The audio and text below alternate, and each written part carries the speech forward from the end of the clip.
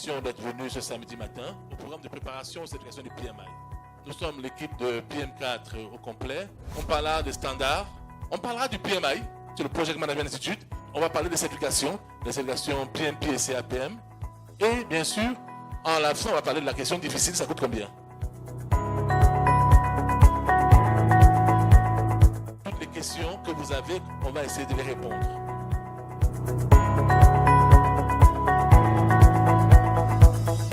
La certification apporte le crédit. La certification apporte la confiance qu'on aura à vous. On est en train de parler de management de projet. On pourra vous confier des projets parce qu'on aura confiance en vous. Vous êtes digne de conduire des projets.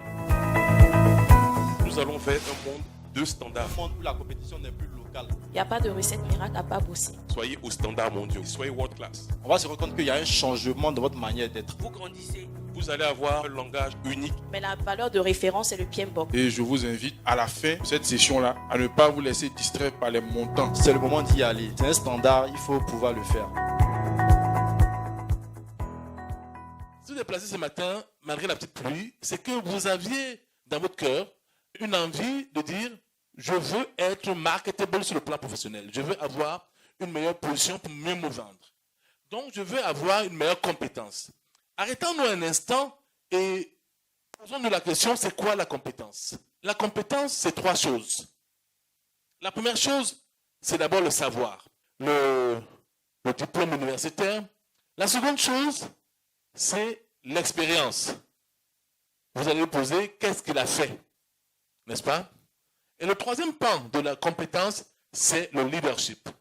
Donc, si vous voulez développer votre compétence, le savoir, vous l'avez déjà. Vous avez déjà votre diplôme universitaire, vous n'allez pas le changer. Par contre, le savoir-faire, vous allez, n'est-ce pas, obtenir une certification.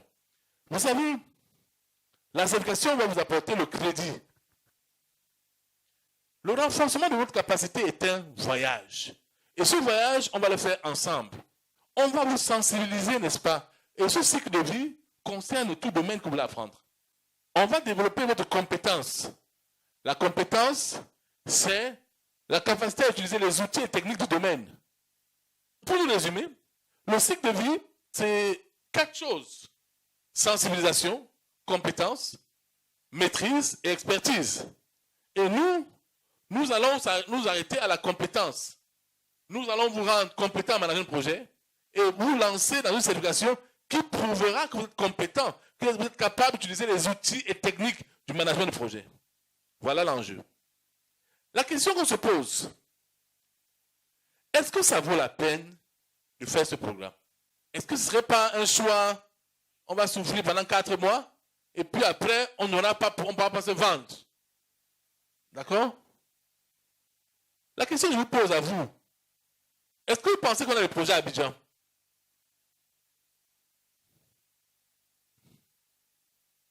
Il y a beaucoup de projets à Abidjan? Beaucoup? Et en Côte d'Ivoire?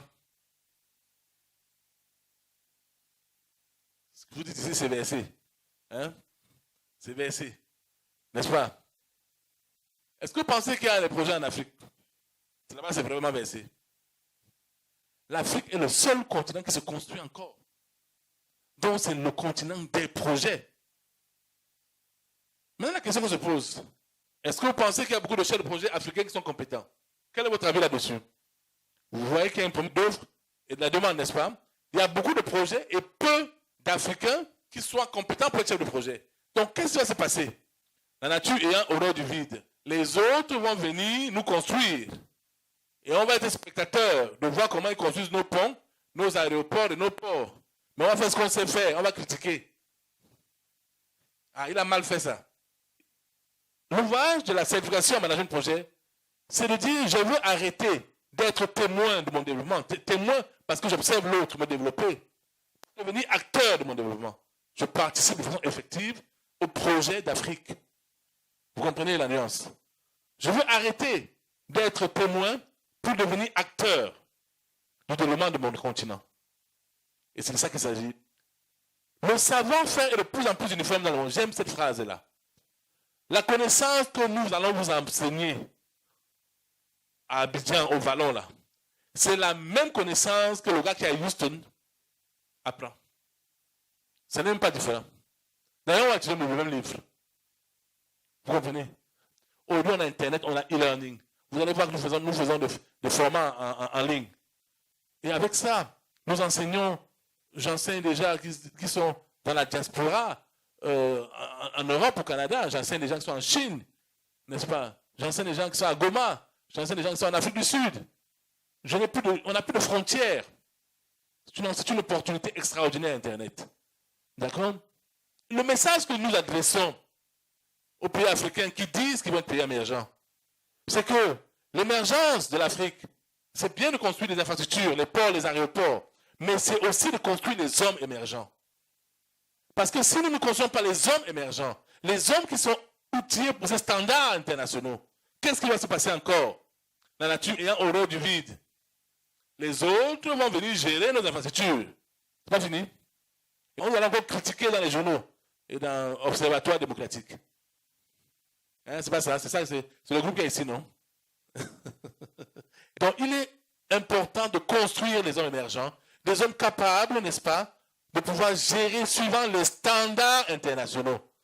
Parce qu'aujourd'hui, si vous voulez apprendre quelque chose, il faut demander c'est suivant quel standard.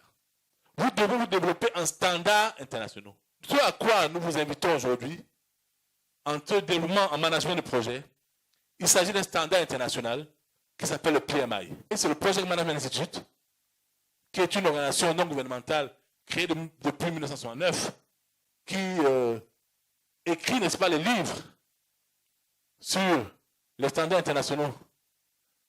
Il écrit le PMBOK sur le livre qui s'appelle le Project Management Body of Knowledge, qui est le corpus de connaissances en management de projet.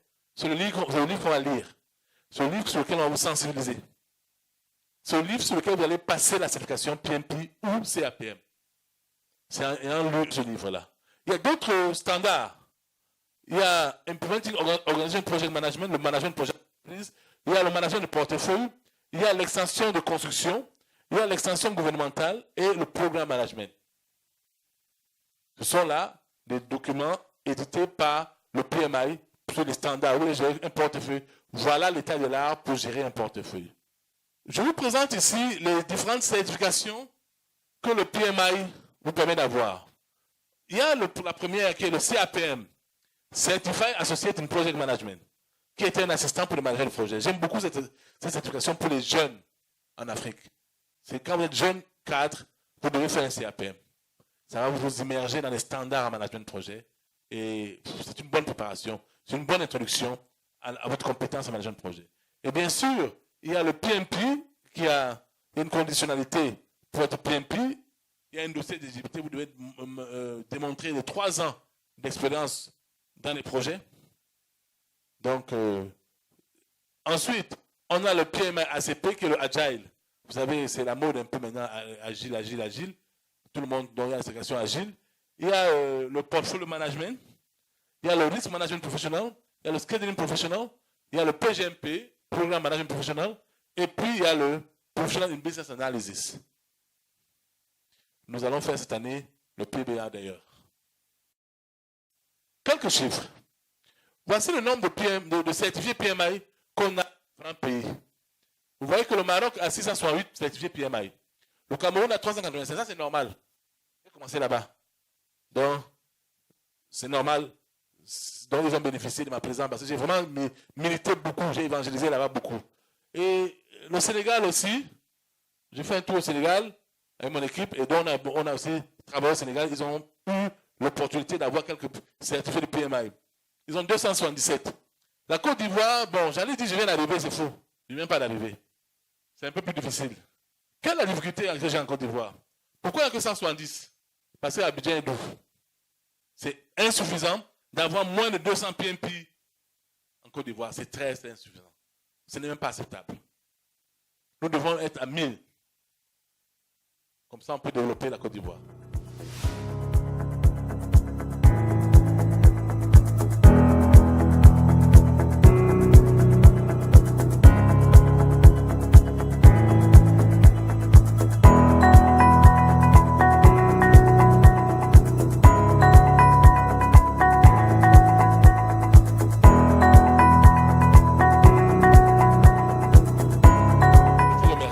Merci beaucoup.